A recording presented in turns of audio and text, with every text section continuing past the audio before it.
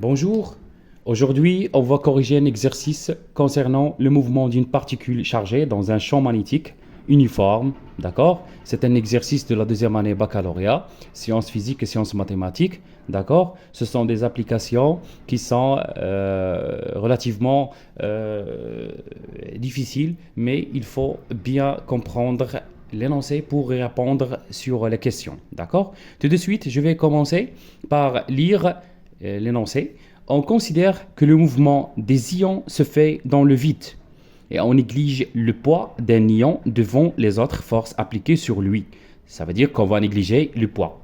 Le dispositif représenté ci-contre est constitué d'une chambre d'ionisation 1. Voilà, c'est la chambre d'ionisation. D'accord, qui produit des ions X. Donc, ils ont appelé, ou bien ils ont noté les ions X plus, d'accord?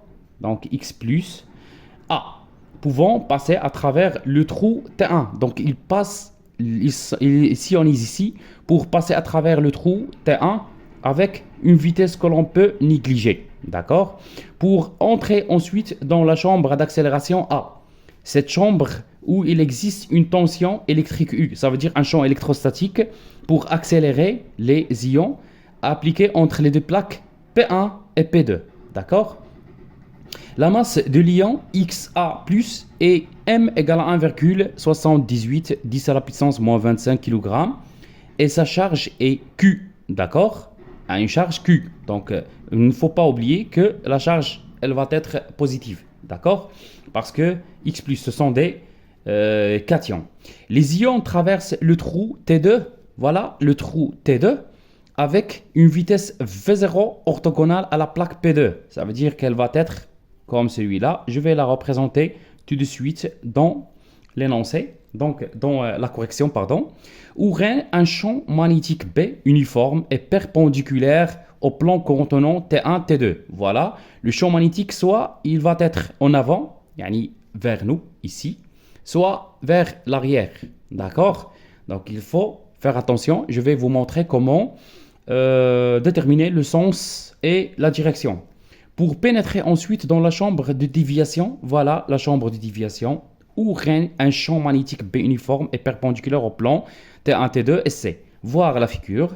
Ils dévient alors pour être captés. Donc ils vont dévier comme suite, voilà, pour capter au point C. Yani fait le point هذا au point C appartenant à un capteur situé dans le même plan de la plaque P2, à une distance T2C, que l'on peut considérer, voilà la distance T2C, les diamètre, comme l'on peut considérer comme le diamètre de la trajectoire du proton dans la chambre de déviation, donc cette chambre-là de déviation.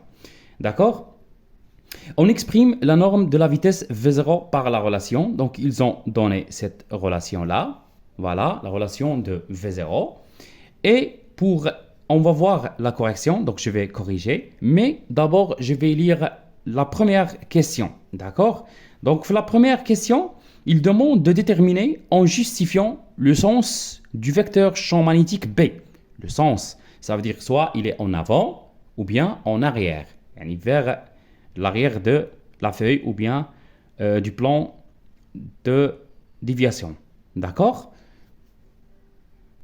Pour déterminer le sens du vecteur B, donc on doit d'abord dessiner un schéma. Voilà, un schéma. Voilà le point T2. Par là va sortir l'ion. Il va dévier pour être capté au point C. D'accord? Donc, le vecteur vitesse, je vais représenter quelques grandeurs ici. Faites attention. Donc, le vecteur vitesse, voilà, V0. Ça marche, c'est la vitesse initiale V0. Très bien. Ensuite, on va représenter aussi, donc pour mieux comprendre, il ne faut pas oublier que Q ici est positive. D'accord? Donc, la charge est positive. Automatiquement, V et QV ont le même sens. D'accord? V et QV. Voilà, je vais représenter QV avec un crayon rouge. D'accord? Donc, هذا هو Q fois V. QV, je vais mentionner que c'est un vecteur du trièdre QV BF. D'accord? Très bien. Donc, ici, on a QV fait le sens. Et puisque l'ion a dévié vers le bas, donc F, d'accord? F est orienté ici, elle est centripète. Je vais rappeler que F est centripète. Voilà, centripète, ça veut dire que ce sens arrive vers le centre du cercle. D'accord? Ou bien le centre de la trajectoire. C'est très bien, donc F. Alors, ici, je vais tout représenter avant de commencer. Faites attention, je vais représenter aussi les deux vecteurs du champ, pardon, les deux vecteurs unitaires de l'accélération selon la base de Freinet. Donc ici, on a U. Très bien. U, le vecteur U. Et celui-là, c'est le vecteur N. Très bien. Alors, je rappelle que dans la base, voilà, dans la base de Freinet, voilà, AG, le vecteur accélération égale à AT suivant U plus AN suivant N. Très bien. Voilà, ça c'est pour rappeler. Très bien, je vais commencer tout de suite par vous montrer comment faire pour déterminer si B il est vers l'écran, voilà, ou bien il est vers l'arrière. D'accord? Regardez. Ici, on a formé par les trois doigts de la main droite, d'accord? On a formé un trièdre. Un trièdre, donc trois vecteurs sont perpendiculaires ou bien orthogonales. Donc QV, B, F. QV, B, F. Très bien. Donc, ici, je vais voir. Alors, là, QV غادي في هذا le sens. Voilà, à QV. D'accord? Ici, B. Ici, F. Alors, comme F est vers le bas, voilà, F vers le bas, et QV vers le sens, F, donc B est en avant. Très bien. B en avant, donc je vais noter B ici. Par un point entouré par un cercle, cela signifie que B il est vers l'avant. Très bien. Donc comment je vais écrire? Donc je vais noter. Alors, les trois, d'accord? Les trois doigts, d'accord? De la main droite. Les trois doigts de la main droite. Faites attention. Les trois doigts de la main droite représentent le trièdre, d'accord? Le trièdre formé par les trois vecteurs. D'accord? Les trois vecteurs QV0, B, F. D'accord? Alors, en utilisant, voilà, ici c'est EN, en utilisant la règle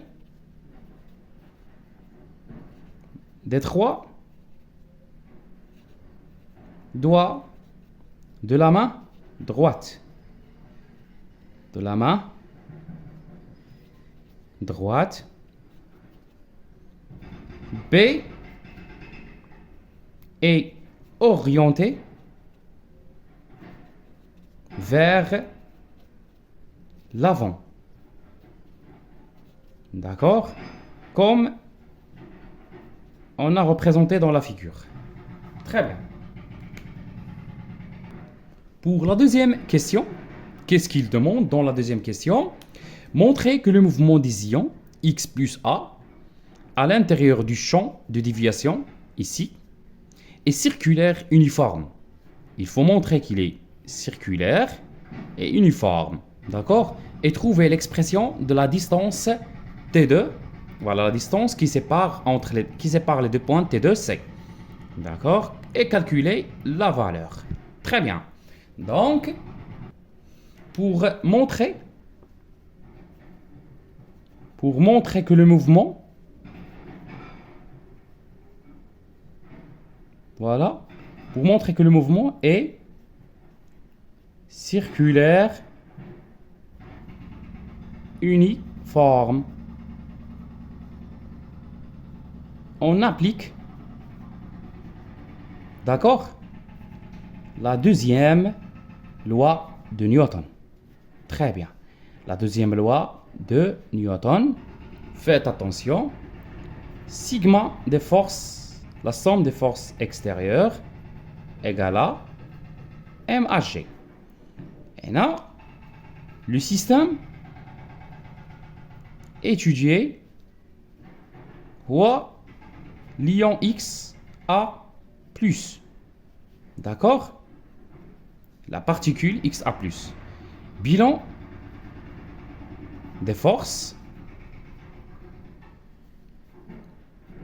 Une seule force exercée, c'est F, force de Lorentz. Force de Lorentz. Ou bien, c'est la force magnétique. C'est la force magnétique. D'accord? Très bien. Donc, c'est la force magnétique. OK. Donc, en appliquant la deuxième loi de Newton, F, je rappelle que le poids est négligeable. D'accord? Ils ont mentionné ça dans l'exercice. D'accord?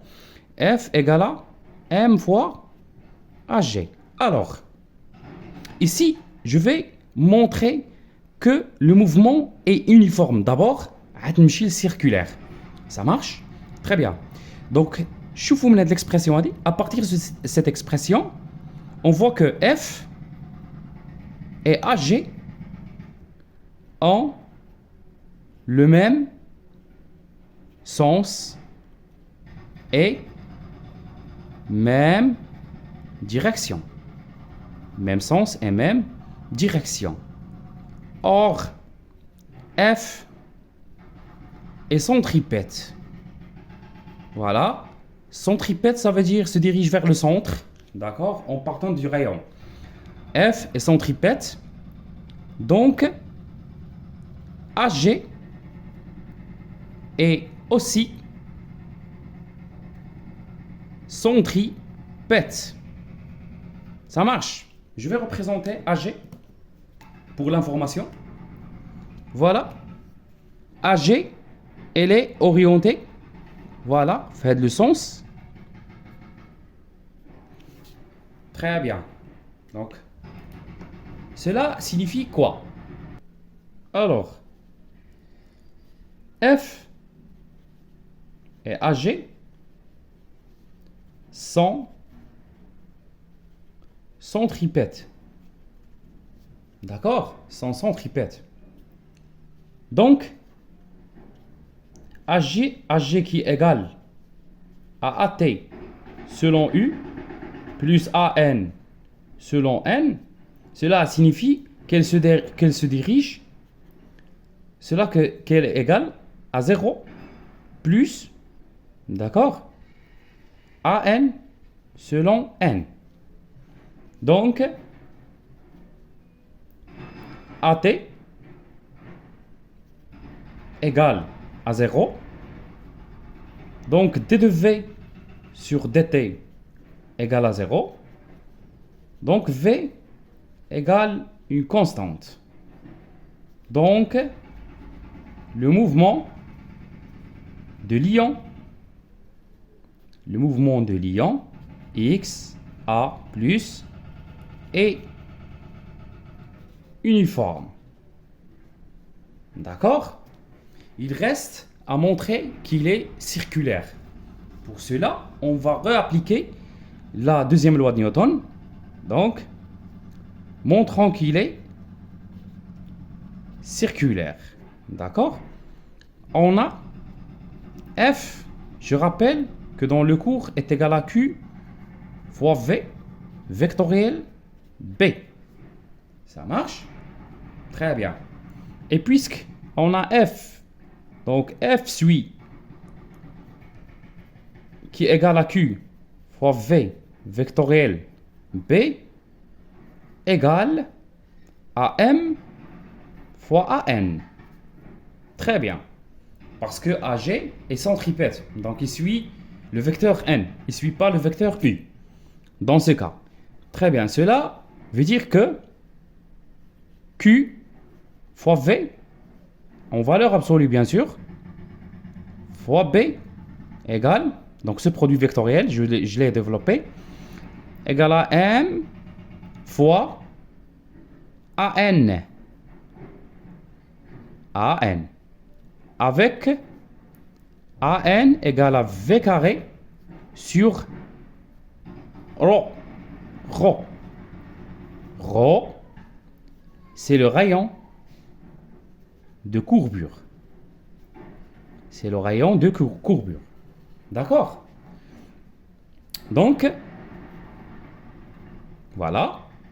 Donc, Q fois V fois B égale à M fois V carré sur ρ. Donc, si je développe, je vais obtenir que ρ égale, voilà, à M fois V sur Q fois B. Ça marche? Je vais réduire, donc je vais simplifier. Ici V carré V. Donc, alors, regardez. M, la masse de la charge, ou bien de l'ion, elle est constante. V, la vitesse est constante. On a tout à l'heure montré. Elle est uniforme. Q, qui est égal à, dans ce cas, E, ça marche, qui est égal à E, fois B. B aussi, c'est un champ uniforme. Uniforme, ça veut dire qu'il garde la même intensité en Tesla. Cela signifie que ρ égale à une constante, et puisque le rayon de courbure, il est constant, donc on peut le remplacer par R, qui est le rayon. D'accord? Donc, le mouvement est circulaire. D'accord? Alors, il est uniforme. Voilà. Uniforme et circulaire. Donc, le mouvement est circulaire uniforme. Mouvement est circulaire uniforme. Très bien. Maintenant, calculons T2C. Ça veut dire calculons la distance T2C qui est le diamètre. Voilà. Donc, calculons T2C. On a T2C égale à 2 fois R.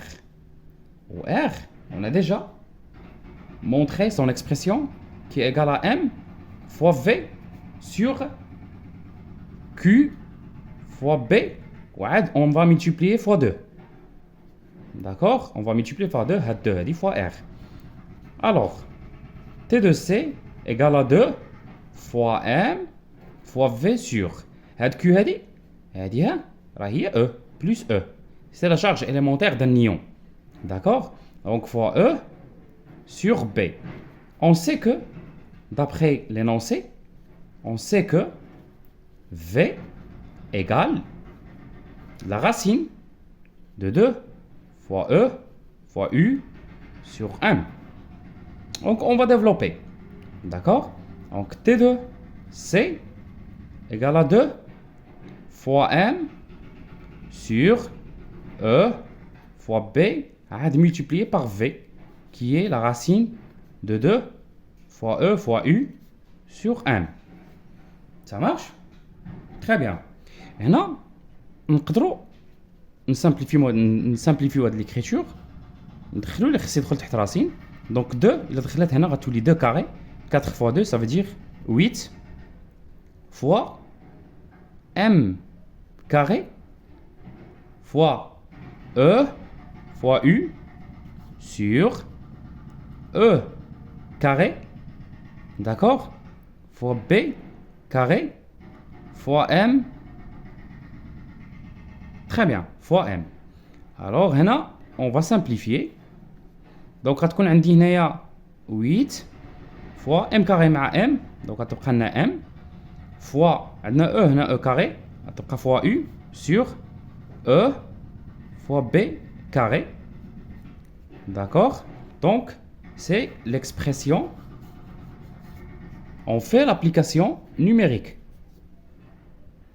Donc l'application numérique donne T2 fois C égale à peu près 0,73 mètres. D'accord? Ou bien 73 cm. Très bien. Donc c'est pour la valeur de T2 C. Il reste une question. D'accord? Alors, la chambre d'ionisation produit en outre un isotope X plus A'. Voilà, ici A'. C'est un isotope de l'ion XA+, de masse M', tel que MA' égale supérieur à MA, qui arrive au point C' sur le capteur. Montre ici la position de C' et en dessus, يعني فوق ou en dessous, يعني تحت. واش غتكون C' ici ou bien ici. D'accord? هنايا en dessus ou هنا en dessous. Ça marche? Donc هنايا quel est l'intérêt de ce dispositif? شنو هي الأهمية ديال هذا le dispositif? Très bien. Alors هنايا donc ici il suffit faire la question هذه qui est la question 2. Il suffit de comparer T2C avec T2C'. Alors, il كانت T2C' كبر من la distance T2C, donc هنا غادي نقول بأنها غادي تكون en dessous, يعني غتكون هنا تحت. وإلا كانت plutôt T2C' inférieur à T2C, ça veut dire que c'est en dessus. Ça marche?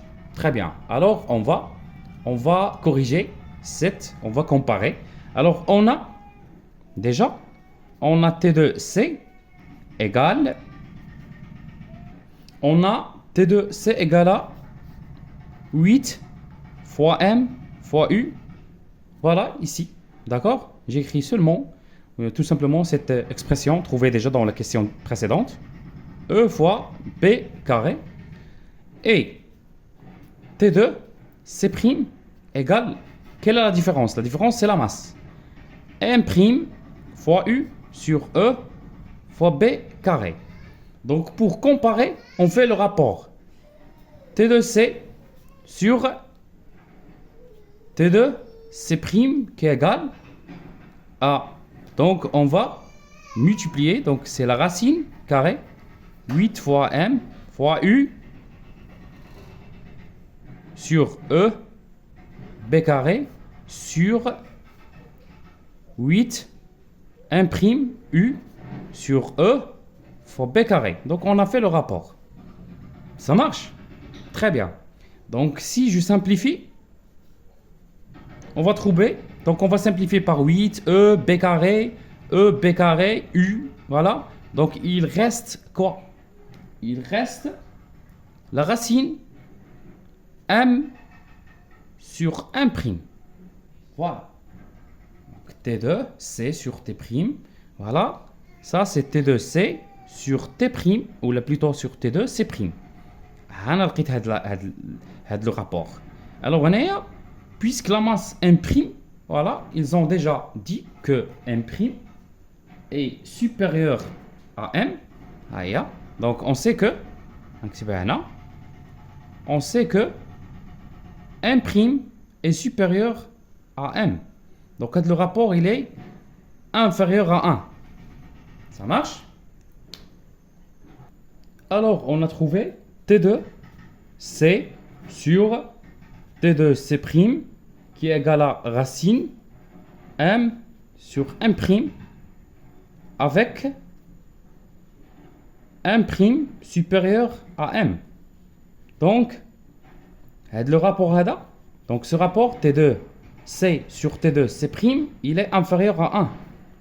Donc, T2 C', elle est, pardon, T2 C' ou la T2 C est inférieur à T2 C'. Donc, alors C' se trouve